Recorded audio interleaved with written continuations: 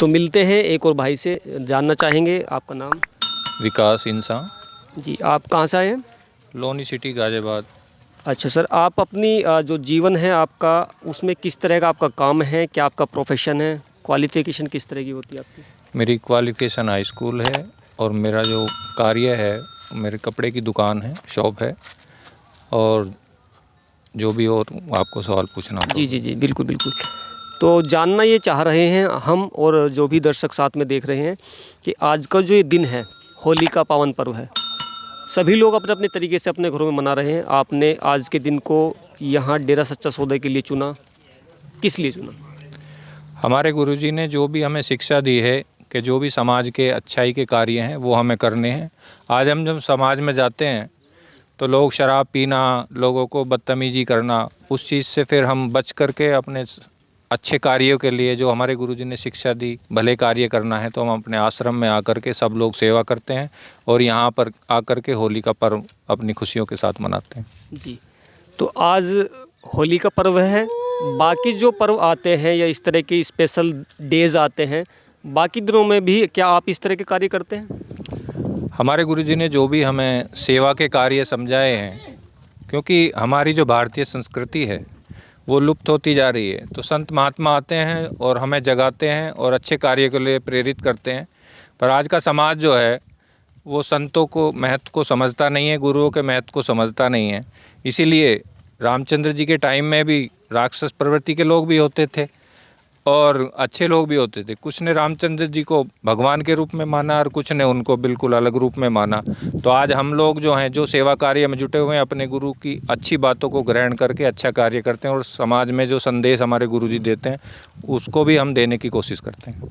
जी, तो आप बाकी दिनों में, जैसे आप जिक्र कर रहे हैं कि आप ये समय मानवता भलाई कार्यों में देते हैं, कुछ आप जिक्र करें उन मानवता भलाई कार्यों का जो आप समाज के लिए करते हैं।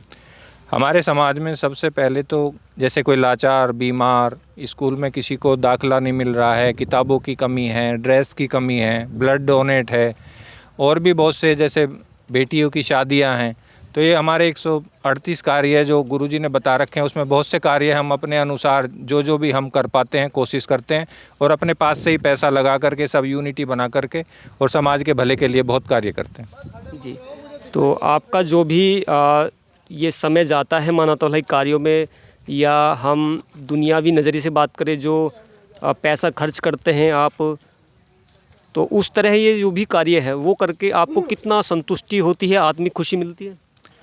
हमारे गुरुजी ने हमें बहुत ज़्यादा प्रेरित किया हुआ है कि अगर आप मानवता भलाई के कार्य करेंगे तो परमात्मा आपके बहुत से जो आपने पिछली गलतियां की हैं और जो बुरे कर्म किए हैं तो हमारे सेवा से ही कट सकते हैं।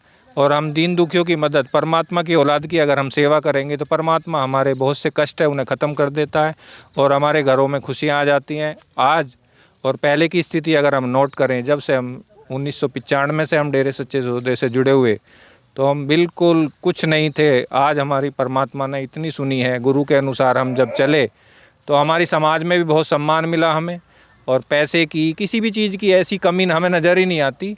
और हमारे गुरुजी ने कहा अगर आप भले अच्छे कार्य करोगे तो आपको धन दौलत मान सम्मान ये तो आपके पीछे पीछे रहेगा। तो इसीलिए हम गुरुजी के वचनों के अनुसार सेवा कार्य करते हैं और इसी वजह से हमें मान सम्मान आज के समाज में बहुत ज़्यादा मिलता है। तो आप बाकी जो समाज के लोग हैं, बुद्धिजीवी लोग हैं, उनको संदेश देना चाहेंगे कि सभी अपना समय निकालें और जो मानवता भलाई कार्य होते हैं, समाज हित कार्य होते हैं, उनमें लगातार कहीं ना कहीं अपना सहयोग करते रहें। भारतीय संस्कृति में जो हमारे था गुरु देश बोला गया है, तो इसीलिए तो बोला गया कि हमारे ऋषि मुनियों ने जो हमें संदेश दिया वो हमारा ख़त्म होता जा रहा है। और आज मांस, मदिरा, परस्त्री का भोग, इन गंदगियों में लोग घुसे हुए हैं।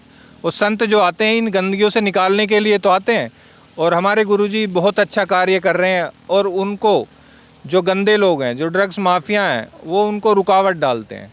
और उसी के अनुसार हमारे गुरुजी के प्रति जो राजनीतिक षड्यंत्र है उसके अनुसार हमारे गुरुजी को परेशान कर रहा है, जो राम नाम का संदेश देने के लिए आए उसमें रुकावट डाल रहे हैं। ये पहले से ही होता है और उसके बाद भी अब जब टाइम आएगा तो फिर लोगों को पता लगेगा कि ये फिर आएंगे और फिर बहुत मजबूताई के साथ, जैसे शेर होता है कि दो पीछे डग रख के फिर छलांग मारता है, तो हमारे गुरुजी जब आएंगे तो लोगों को जब पता लगेगा कि भाई ये तो मानवता भलाई के लिए परमात्मा के भेजे हुए दूत हैं, तो उनकी पहचान बाद में होगी। अभी लोग बहुत भ्रमित हैं।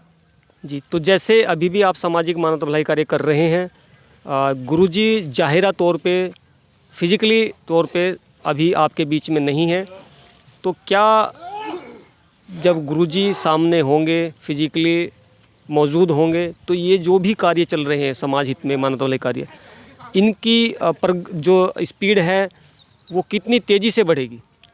जिसका दृढ़ विश्वास है, जो गुरु की अच्छाई को, जो गुरु की सच्चाई को समझ चुका है, वो कभी ना भ्रमित होगा।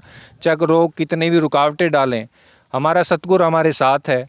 और जिसको इतना दृढ़ विश्वास होता है, उसे तो पग पग पे नज़ारे उसको देखने को भी मिलते हैं, और उसे इतना आत्मविश्वास होता है कि गुरु कहीं भी हो, वो उसके साथ हैं हर वक्त।